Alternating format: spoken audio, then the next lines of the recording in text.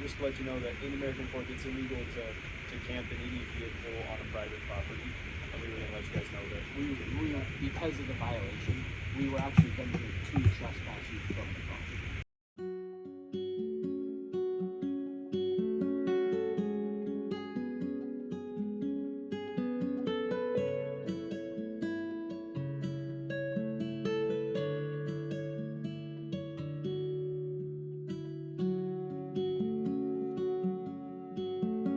This week was a first for us. We have gotten the knock a couple times, but never by the police. We have been in Utah for 3 weeks at this point. Santi works at the location we were parked at. I was inside the van working remotely with the cats when they knocked on our door. He's afraid of people. Sure. Okay. We will talk to them about a better location. And she says that she thinks it's today's the last day that he's at this warehouse, so they may be moving to a different one soon, anyways. But I can at least get her to change spots, something to try to find a common ground. So yeah, of course, dude. I just wanted to let you know we found that they weren't camping. So okay, all right, thanks. Okay, so because you guys aren't camping on this property, right, setting up your van on the private property here, there's nothing that says you can't sit on the property all day and wait for customers. However, the owner of the property would prefer you do it out of sight on the north side for the customers. So if you sit on like the south side over there, on the back side of it, he would be happier with that. Will see that. We thought you guys were camping out here. So originally we came here just to let you know that in American Fork it's illegal to camp in any vehicle on a private property.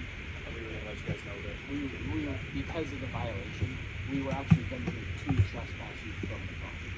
Unfortunately, because of the law violation, we have an obligation to do that. You know?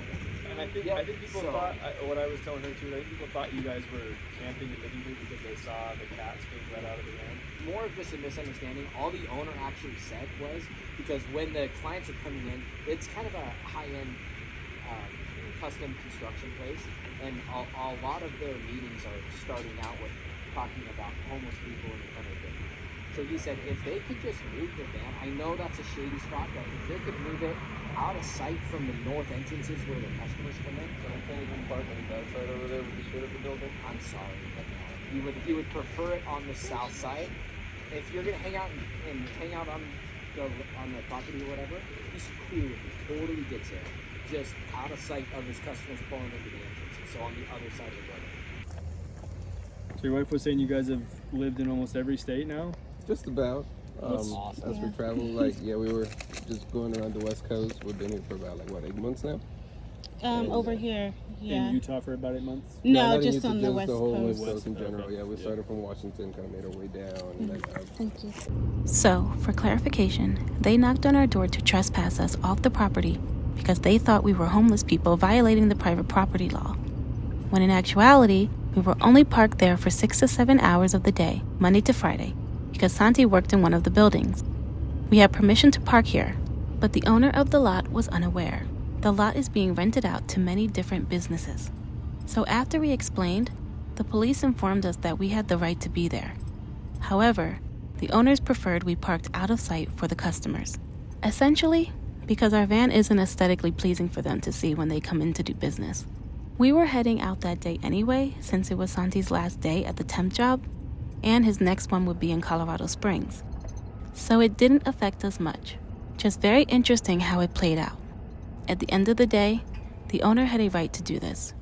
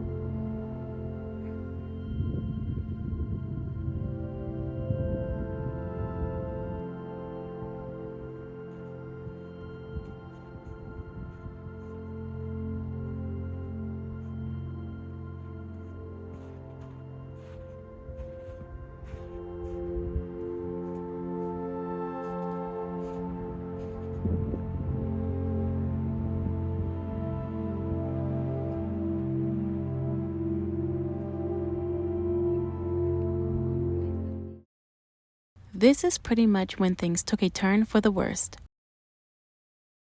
We started the day with some extremely heavy wind in Boulder, Colorado.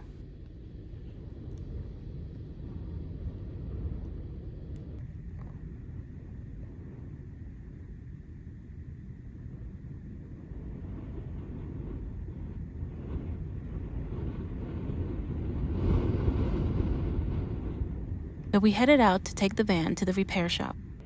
When we tried to brake, the van shakes uncontrollably, especially when we drive downhill. This is a hazard and needed to be fixed ASAP. Unfortunately, in Colorado, the cats are not allowed to stay in the van while it's being worked on, so we had to put them in their carriers. We took the van to 3 different shops to compare quotes.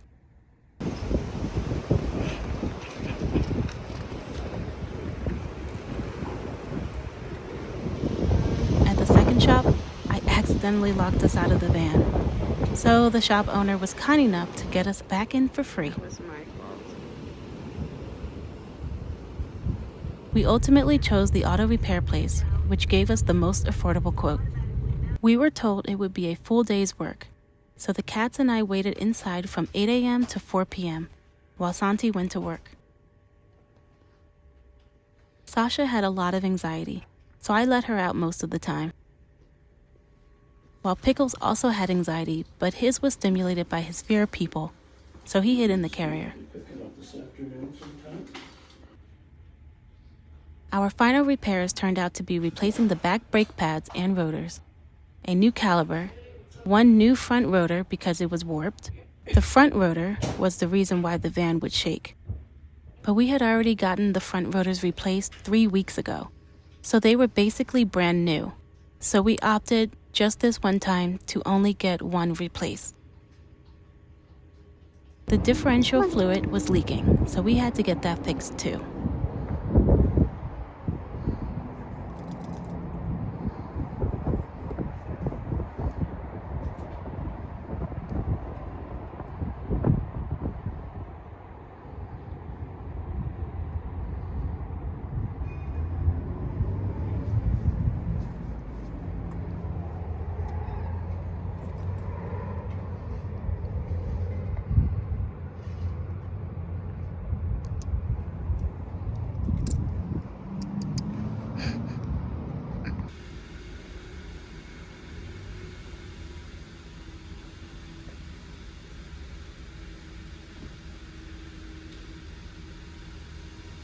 And our wheel hubcaps fell off after we left, so they replaced them, no extra charge.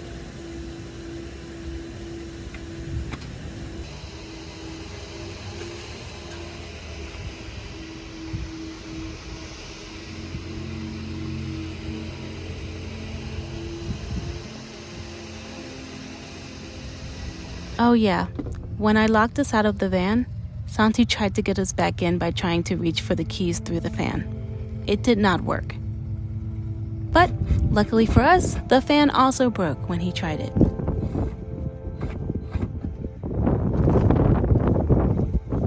The lever broke when he forced it open, so it needed to be replaced.